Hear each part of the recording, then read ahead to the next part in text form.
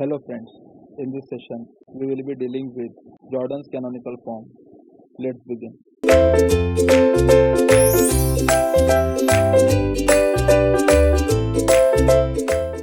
Yes.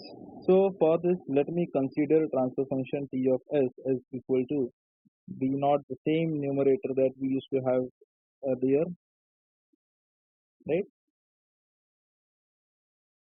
In the denominator we will be having some changes because we have known that, let me just call this as JCF, right?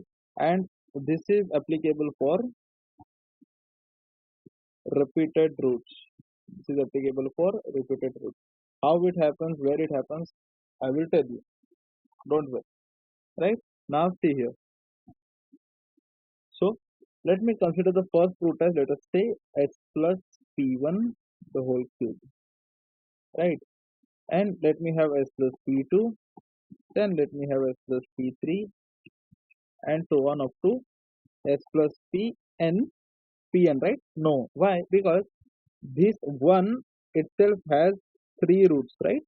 Means this first root is actually repeated three times, which means already 3 out of n, already 3 are gone. So now n minus 3 has to be there. This is the way, right? So if you just see here, this means that this first root p1 is repeated three times, right? P1 is repeated three times.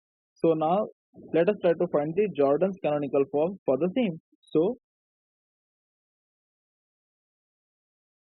Jordan canonical form, JCF. You please see here. Yes, A. This is A matrix, right? Now, what am I going to do is, I am going to make a partition. Partition of what? See, I am going to make a partition like this. Why? Because I want to show repeated roots in a different column, repeated roots in a different distinct section, and distinct roots in a different section. So let me have here all the, what do you say, repeated roots p1 p1 p1. Yes, definitely it is going to be diagonal only, diagonal matrix only, right? So if this is p1 p1 p1, then what about others? Others are going to be definitely 0. Others are going to be 0. For time being I am writing this as 0. Where it will change I will tell you, don't worry. And yes, again definitely this is going to be 0 0 0 0 0. Again this also 0 0 0 0 0. This also 0 0 0 0 0 0 0. Now remaining distinct poles I will be having here. So it is going to be minus p2, minus p3, minus p4 up to minus p and minus 3. Is it correct? Yes. And the remaining places I am going to have 0 0 0. Yes, 0 0 0. Let me have this big, right? 0 0 0. Yes, again here also I am going to have 0 0 0.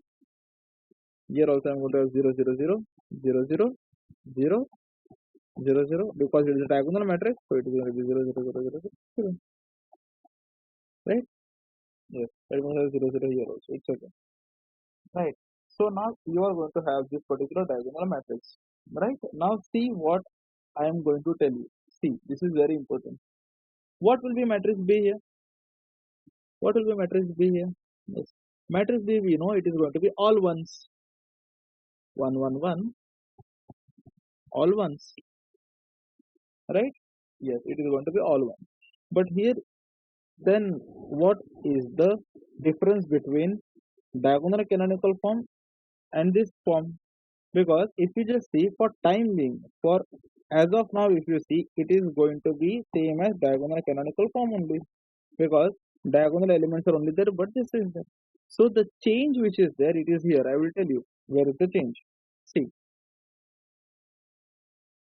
The change is that this one which is here should no longer be here, this one should shift here. Also, this one should no longer be here, this one should get shifted here. This one should get shifted here. This one should get shifted here. And this one should be there as it is. And here, in place of 1, I should be having 0. This is Jordan's canonical form. Now you may ask me, sir, but you have taken 1 here, 1 here, 1 here. Why you did not take 1 after this one? No. Why? Because one particular pole has to be kept same as diagonal form.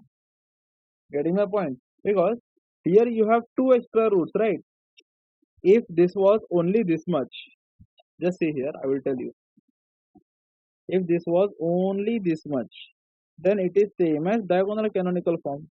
If it was only this one, this blue, if it was only this blue, then it was simply diagonal canonical form. But you have got these 2 extra roots.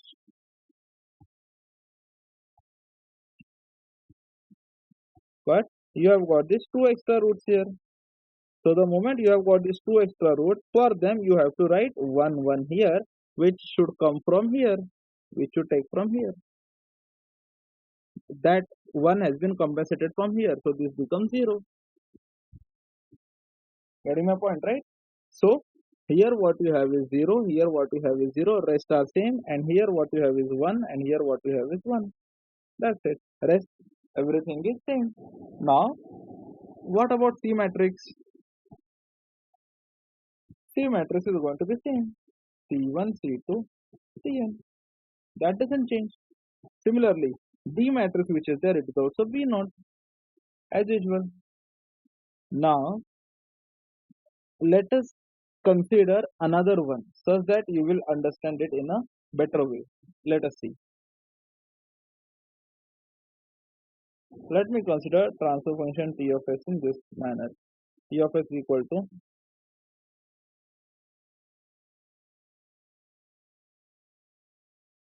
and here it is going to be s n minus pi. Why? Because this pole is repeated 3 times and this pole is repeated 2 times. Means we can say that from here we see that P1 is repeated 3 times and P2 is repeated 2 times. That is what we have seen. Now let us try to form the canonical form for the same. Rather, to be very specific, let us try to find the Jordan canonical form. So Jordan canonical form JCF.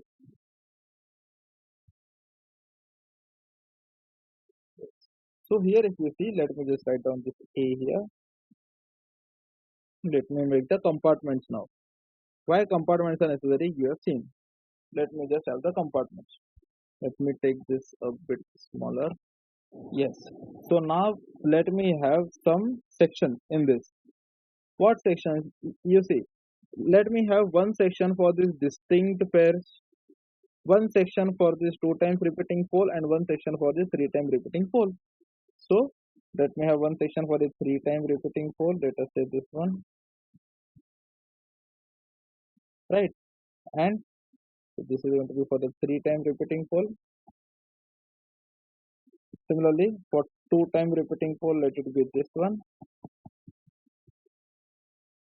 This is going to be for 2 times repeating pole, and the rest of the section is for this one.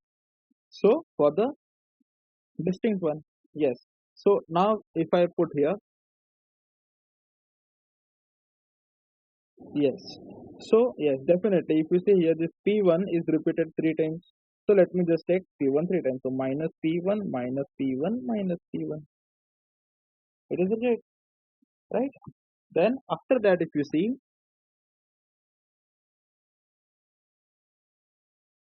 after that what has happened? P2 has repeated 2 times. So let me take minus P2 minus P2. And remaining here, I am going to have minus P3 minus P4 up to minus P and minus 5. Am I right? Yes, great. So now let us try to fill the gaps. Fill in the gaps in the sense here completely I am going to have zeros, right? Here also I am going to have zeros, all are zeros. Similarly, here also I am going to have zeros, no doubt in that. Right? Everywhere I am going to have zeros. Even here also I am going to have zeros. Even here also I am going to have zeros. Everywhere I am going to have zeros. 0. This is the same as diagonal canonical form, right? This is very simple. This is same as diagonal canonical form, right? This is also going to be 0. Now see what is important for us. Let us try to draw B now. Let us try to draw B now. So if I try to draw B is going to be here. Everywhere there will be 1, right? But we know that yes, you cannot just put that one there because see, out of the 3 P1s, you need 1 P1. Out of this 2 P2, you need 1 P2, and all of these are actually needed, right? Because they are distinct. So what to do with these extra ones? With these extra ones, we put 1 here. Immediate next element is 1. Immediate next element is 1. So the moment immediate next element here is 1, this has to become 0.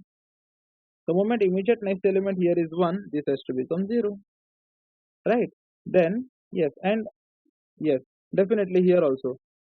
Because this one is extra, right? So immediately I have to write 1 here. The moment I write 1 here, which means this one has to become 0, and rest are zeros. So rest are going to be 0, 0, 0, 0, right?